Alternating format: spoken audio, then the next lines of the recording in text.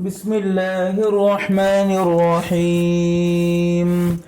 غصب کرنے کے احکام۔ نمبر 1، کسی نے کسی کی چیز زبردستی لے لی تو اس کو غصب کہتے ہیں۔ نمبر 2، کسی کی چیز غصب کرنے میں بہت گناہ ہوتا ہے، یہ گناہ کبیرہ ہے۔ نمبر 3، اس چیز کو فوراً مالک کو واپس کر دینا چاہیے۔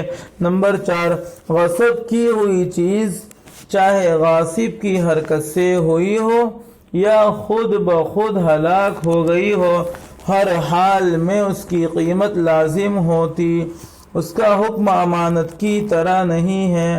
نمبر 5، اگر وہ چیز گیہوں، چاول وغیرہ مثلی چیز ہے جس کا مثل ہوتا ہے تو اس کا مثل گیہوں چاول دینا لازم ہوگا۔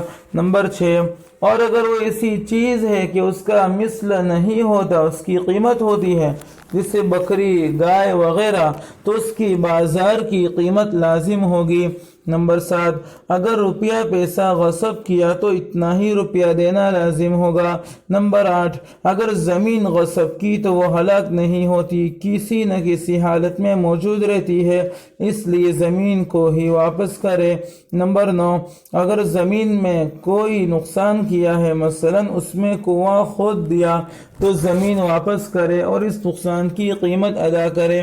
نمبر 10، اگر زمین کو غصب کیا اور اس نے فصل بو دیا تو غاصب پر لازم ہے کہ فصل کو کاٹ کر مالک کو زمین حوالے کرے، اور اس میں غاصب کو نقصان ہوتا ہے تو یہ نقصان غاصب کو برداشت کرنا ہوگا، کیونکہ اس کی غلطی سے ہی نقصان ہوا ہے۔ نمبر 11، غصب کی ہوئی چیز سے فائدہ اٹھانا بھی جائز نہیں ہے۔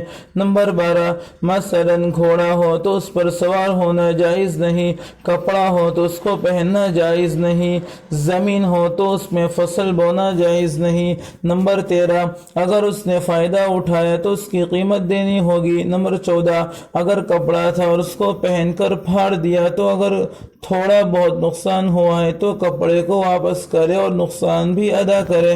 نمبر 15، اور اگر زیادہ نقصان ہے تو غاصب کپڑا رکھ لے اور اس کی پوری قیمت مالک کو واپس کرے۔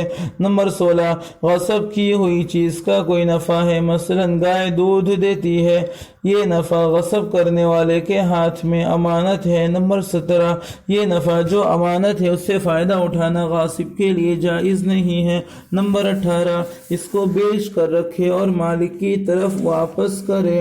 نمبر 19، لیکن اگر فائدہ اٹھایا تو اس کی قیمت مالک کی طرف واپس کرے۔ نمبر 20، یہ نفع غاصب کے ہاتھ میں امانت ہے، اگر یہ غاصب کی حرکت کے بغیر ہلاک ہو جائے تو اس پر اس کی قیمت نہیں ہے۔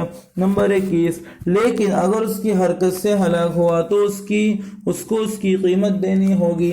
نمبر 22، یا مالک نے چیز یا نفع واپس مانگا اور غاصب نے نہیں دیا اور نفع ہلاک ہو گیا تو اس نفع کی قیمت دینی ہوگی، کیونکہ واپس دینے میں تاخیر کی جس کی وجہ سے نفع ہلاک ہوا۔